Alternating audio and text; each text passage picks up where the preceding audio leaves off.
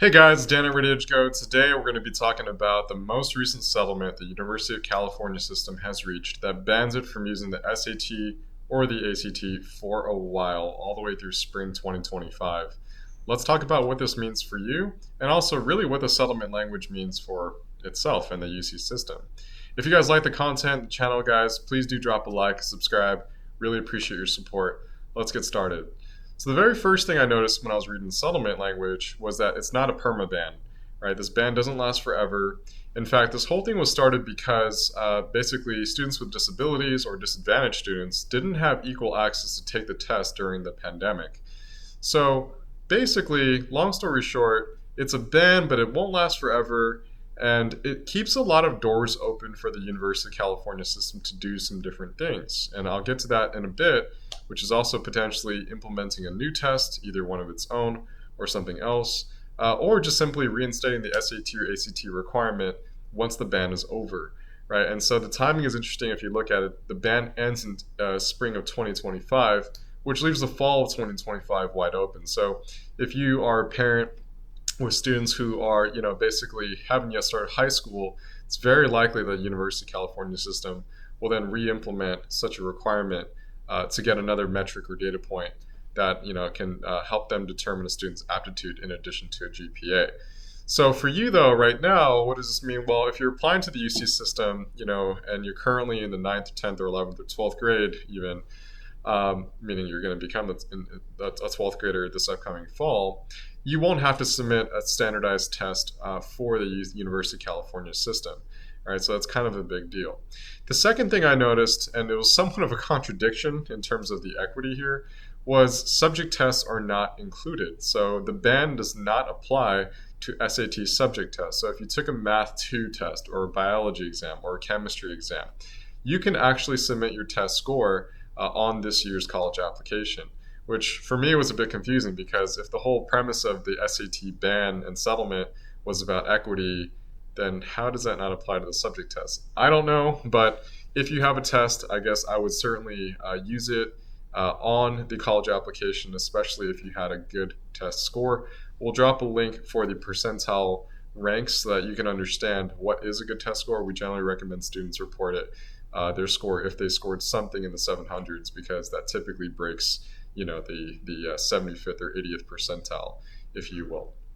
And the third thing I noticed, guys, about the settlement is that, well, basically, even though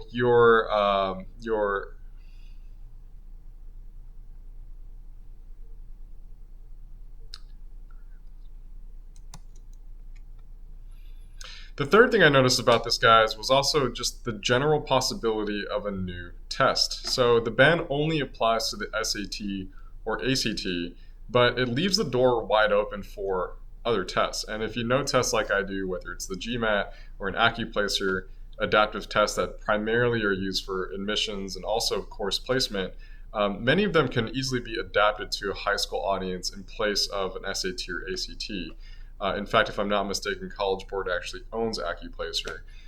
So, the settlement language specifically applies to SAT or ACT and has a sentence in there that basically states, hey, if the UC system wants to use another test, they just have to consider access in their design and implementation, specifically for the disadvantaged or students with disabilities, right?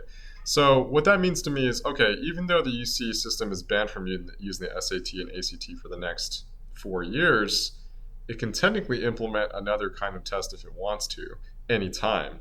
So whether that's next year or the year after, I think it's generally a good idea to be prepared. So what's the verdict, guys, on this new settlement? Basically, if you're applying to the University of California system, obviously you don't have to submit a standardized test score. In fact, they won't even look at it in their admissions evaluations. However, I do think that you need to stay focused on your GPA now, right? Because there's no more tests. The UCs will pretty much put all of their attention on how you did in school. And so don't over-challenge yourself with too many weighted courses. You want to make sure you get mostly A's, not B's and C's.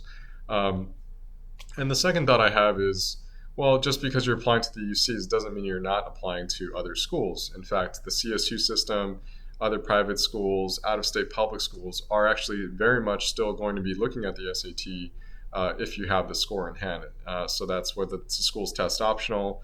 CSUs are slated to look at the exam starting next fall in 2022. You're going to be applying elsewhere. So just because the UCs are banned from using the test scores doesn't mean that you shouldn't take it. In fact, we'll be talking about that in next week's episode. What are the reasons for basically taking the SAT despite this recent settlement and the ban? So anyway, guys, I hope this helps. I'll catch you guys next time. Again, drop a like, subscribe button if you guys like this episode or any future episode, if you will. I'll see you guys soon.